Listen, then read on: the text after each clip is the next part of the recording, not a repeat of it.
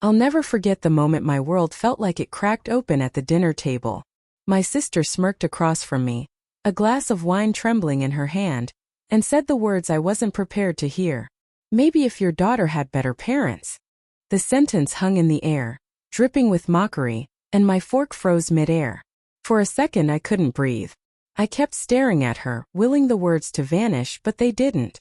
My wife sat beside me, silent, her face strangely calm, almost detached. My daughter, oblivious, played with her napkin, humming softly, completely unaware of the storm about to descend. I wanted to lash out. I wanted to defend myself, to defend my wife, to defend the life we'd built. But something in me hesitated. My chest ached with confusion and a creeping sense of betrayal. The unease that had been gnawing at me for weeks, the missed calls my wife brushed off, her secretive messages, the strange tone when she laughed at her phone, now settled into sharp focus. My mind raced, questioning everything. Had I missed something obvious? Had I been blind to the cracks in our marriage? Started small, really. Little things I had dismissed. Her sudden interest in late-night work calls. The subtle shifts in her routine, the laughter she tried to hide when texting.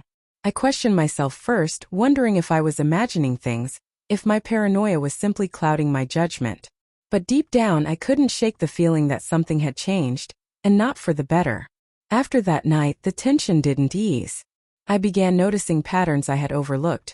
Phone notifications she quickly silenced, whispered conversations in the kitchen when she thought I wasn't listening, the way she sometimes stared into space as if recalling a memory she didn't want to share with me. Each observation was a tiny splinter in my heart. The first undeniable proof arrived unexpectedly. I had been looking for a document on her laptop, a routine check for taxes, and I found it. Messages between her and someone I didn't know, filled with intimate jokes, plans, and words that once belonged only to us. My vision blurred as I read the messages. This wasn't about love fading or miscommunication. This was deliberate. My mind felt numb yet strangely alert. I replayed every memory, every touch, every word I thought was special, now tainted with doubt. When I finally confronted her, it wasn't dramatic. We sat in the living room, evening light casting long shadows on the walls. My daughter was asleep, the house quiet except for the soft hum of the heater. I held the printouts in my hands, letting them slide across the coffee table. "I saw the messages," I said, voice low but steady.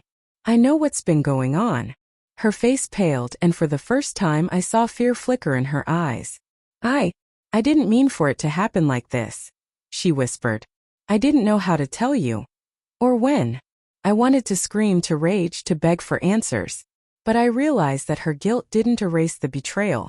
Years of trust had been quietly dismantled while I had tried to hold our family together. Memories that once felt safe now twisted painfully. Shared laughter, quiet nights, promises whispered under blankets. They all carried a shadow I couldn't ignore. I didn't act impulsively. I didn't throw her out that night. I let the weight of her choices sink in along with my own. I thought about my daughter, how she deserved honesty, stability, and parents who respected each other enough to be truthful. I thought about myself and the life I wanted to live. Not haunted by lies, not forced to compete with shadows. The turning point came quietly. I realized I had a choice. Cling to something broken or walk away with my dignity intact. I chose the latter. Not in anger, not in revenge, but in clarity. I began separating our lives, making decisions that prioritized my well-being and my daughter's safety. It was painful, yes, but also liberating. In the months that followed, I learned that betrayal doesn't just break trust. It redefines it. It forces you to confront uncomfortable truths, to examine your own boundaries, and to choose yourself even when your heart still aches for someone else. I found strength in silence, in reflection, in rebuilding my life piece by piece. And I understood something fundamental. The people we love can hurt us, yes, but walking away doesn't always mean giving up. Sometimes it means protecting the parts of ourselves that matter most. That night at the dinner table, when my sister smirked and threw the first stone, I felt broken. But I also felt awake, aware, and ultimately free. I still think about her, about my wife, about what could have been. But I no longer let it control me.